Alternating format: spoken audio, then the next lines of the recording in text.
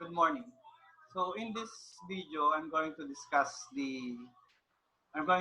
enumerate, the different crystalline system, and then we're going to discuss some topics like anisotropy, polycrystalline, crystalline, and also we're going to solve some problem regarding the Bragg's law. Let me share with you PowerPoint.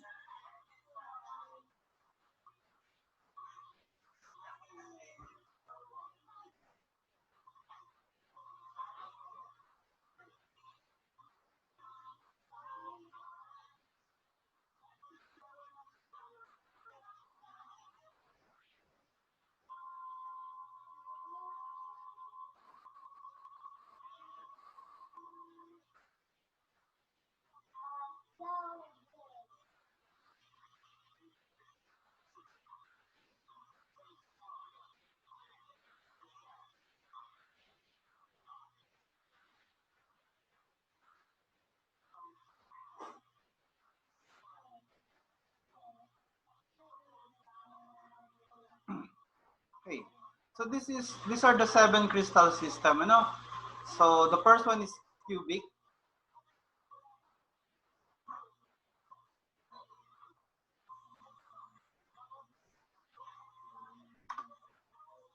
So the first one is cubic, the second one is hexagonal, the third one is tetragonal, the fourth one is rhombohedral, and then we have orthorhombic, and then monoclinic, and then triclinic. So the crystal system depends on the values of A, B, and C. So A, B, and C are the lengths of the sides of the cube and angles alpha, beta, and gamma.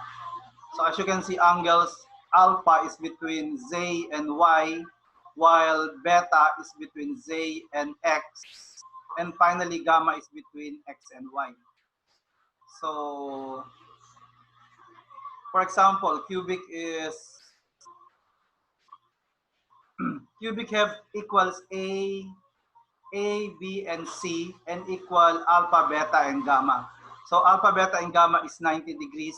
So as you can see, a cubic crystalline structure is just like a normal cube with equal sides and 90 degrees angle.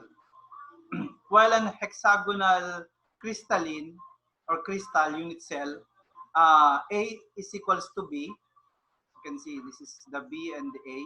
They are equal, but B is not equal to A and B. No, as you can see, C is much greater than, in this particular example, C is much greater than A or B. And then the angle alpha and beta is equals to 90 degrees. So if this is A and B and C, so this is the C, this is 90 degrees, 90 degrees. Uh, the angle formed with C, either with A or B, forms 90 degrees. And then gamma is 120 degrees. So this is 120. The angle between A and B is 120. So as you can see, it could be a tetrahedral arrangement or something like this. That's hexagonal. So the third crystal unit cell is in tetragonal shape. So tetragonal means uh, A is equals to B. So you have the same base length, but the height is not equal to either A or B. Okay, so it's not a perfect cube, some sort of a rectangular cube. Pero the angles, alpha, beta, and gamma are all 90 degrees. So this is tetragonal.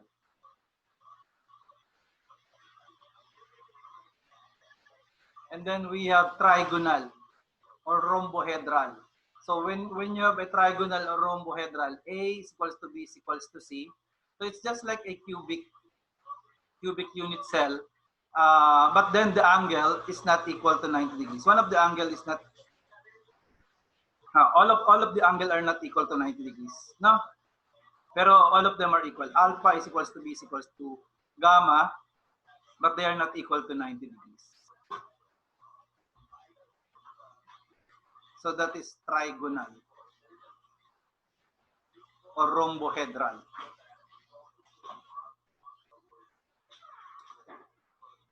Next is orthorhombic. So orthorhombic unit cell is when A is not equal to B and B is not equal to C. Pero the angle are 90 degrees Celsius. So that's orthorhombic. And then monoclinic. Monoclinic is A is not equal to B is not equal to C. And then alpha and gamma are equal to 90 degrees Celsius, but beta is not equal to 90 degrees Celsius. So A and B and C are not equal, and then alpha and gamma are 90 degrees. So I think this is the alpha, ano? But the beta, as you can see right here, this is not equal to 90 degrees because it's a little bit forward to the front, ano? Rather than going vertically straight. So, pero the angle between A and B is 90 degrees Celsius.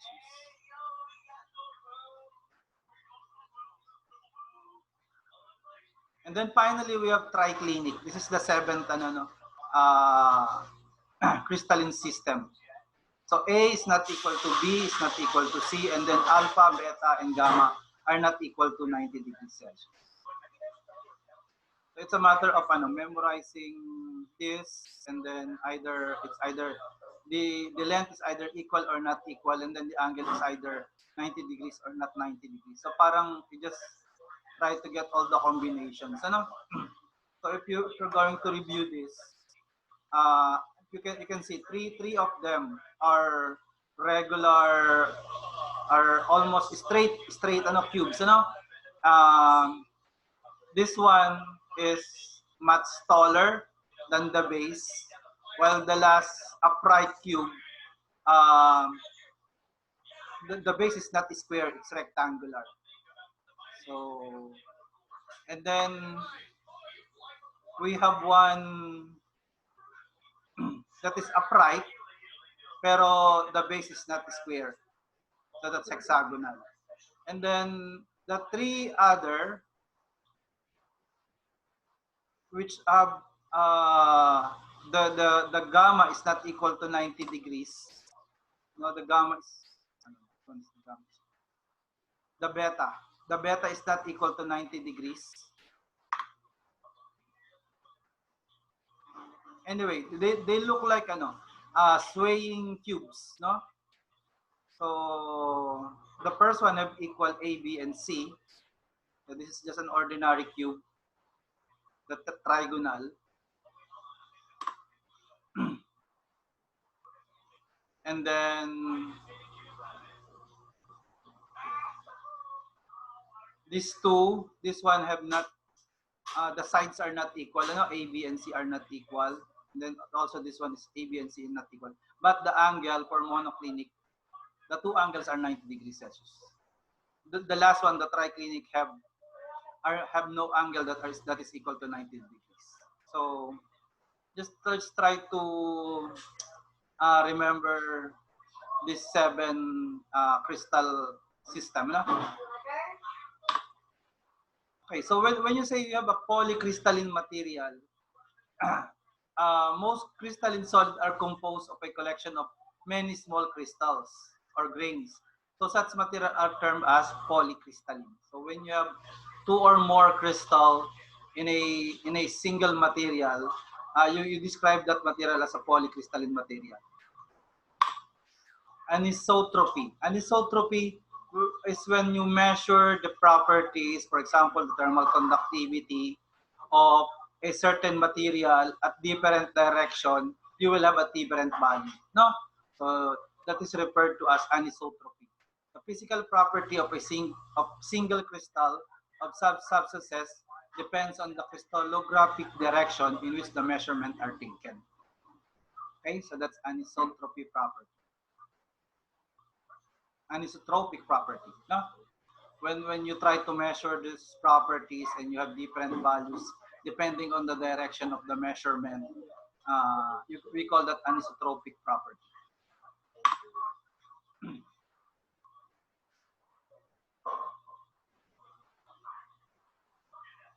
Okay, so we have X-ray diffraction. This is the general or the main equipment used for characterization of materials or of crystals. You know?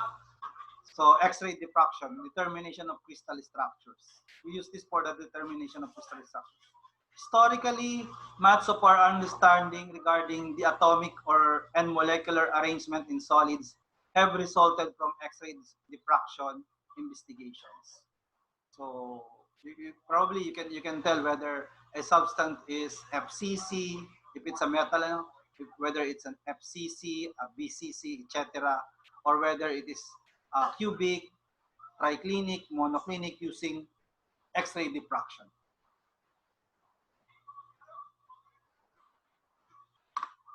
Furthermore, X-rays are still very important in developing new material.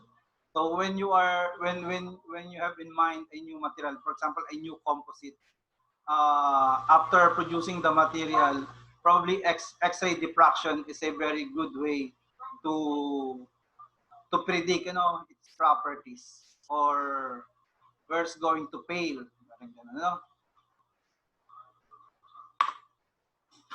So what is the diffraction phenomenon? So the diffraction phenomenon sa physics nyo, to remember it, when you have a pencil, you still remember that diffraction illustration? When you have a pencil and then you place it in a glass filled with water, and then you try to view the pencil, di ba? The pencil will have a broken view. It's not a continuous pencil. So that is diffraction. Parang the light wave is diffracted by the water. Okay? So how does it happen? So if you still remember your physics, whenever a certain material have a scattering event for a particular light wave, no? There are two possibilities. It's either the light wave will combine to form a bigger light wave, okay, or they will combine to cancel out each other, so you will not have any light wave. So that's why the pencil might look bigger. The pencil in some point will be invisible. So that is a diffraction phenomena. So we use this diffraction phenomena to measure the distances and the position of the atom, in a material. Okay, so we have here the X-ray diffraction and the Bragg's law. So the Bragg's law is this one, this is the wavelength. This is the wavelength. So the wavelength is equals to 2 DHKL, as you can see, is the interplanar spacing, or this is basically the distance. As you can see, this is the DHKL, interplanar spacing of the atoms. As you can see, this is the distance. Sine theta. So this is theta. This is theta.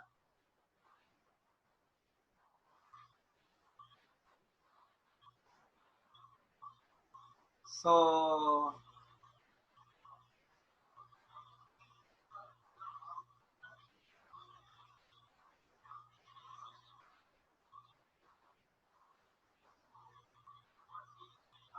so this is our Bragg's law, n times the wavelength. So the wavelength is this one is the wavelength, This is the wavelength. So n times the wavelength is DHKL sine theta plus DHKL sine theta, or wavelength, n wavelength is equals to 2 DHKL sine theta. This is the Bragg's law, And then you can find DHKL by using the Miller index, So the Miller index, this could be it's usually given in the problem. For example, it could be 110 or 220, 220 or 110. So the first number, the 100, is H, The tens is the K, and the ones is the L. And then A is the lattice parameter. This is also given in the problem. So when you have a lattice parameter, and then you are also given the Miller index or indices, you can actually calculate the interplanar spacing. This is the interplanar spacing. So when you have the interplanar spacing, and you know the wavelength of the light used for the diffraction or for the X-ray, you can calculate the angle theta. No? Ganun lang naman. Just use these two equations. Okay, so let's try to solve. Let's try to take a look at this sample problem.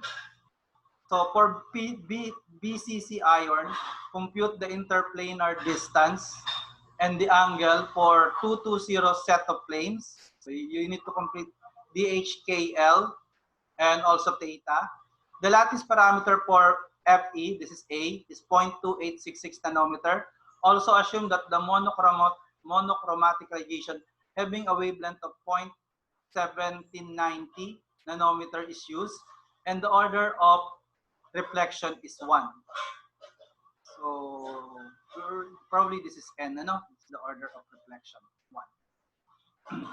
So just try to solve DHKL using this equation, ano? So just substitute A. A is lattice parameter 0.2866. Tapos this is the Miller index 220. So 2 is your H, another 2 tenths is your K, and then 0 is the L, ano? So H squared, 2 squared, 2 squared, 0 squared. So 0.2866 divided by square root of 1. Let's check that value.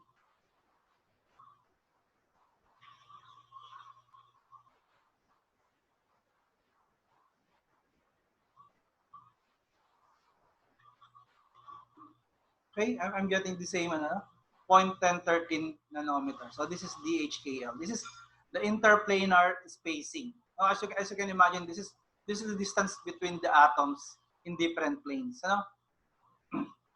The smallest distance between the atoms in different planes of the crystal. Next, we're going to calculate the angle. So the value of theta may now be computed. So we're going to use the Bragg's law. So Bragg's law is sine theta times 2 DHKL is equals to N times the wavelength. So this is the order of reflection. This is 1. Tapos it's given that the wavelength is 0.1790 nanometer. 0.1790. Tapos times 2 and then 0.1013 yung na-calculate natin DHKL. So as you can see, we have 0.884. Confirm that. And confirm that 0.1790 divided by 2 times 0.1013. Okay, I'm getting 0.8835. It's the same at 0.8834. Tapos find the angle. So I'm going to get the inverse sine of that value. Hindi ata ako naka-degrees.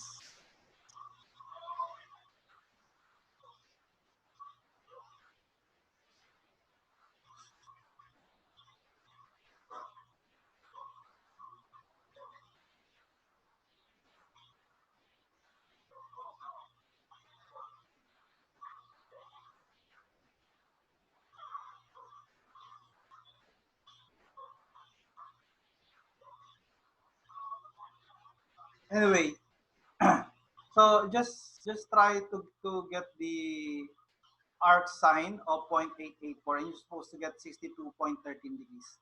Now the diffraction angle or 2 theta, so just multiply 62.13 times 2. So you're going to get 124.26 degrees. This is the diffraction angle that you need to expect for BCC iron. Okay? So try to solve the sample problem that I'm going to post.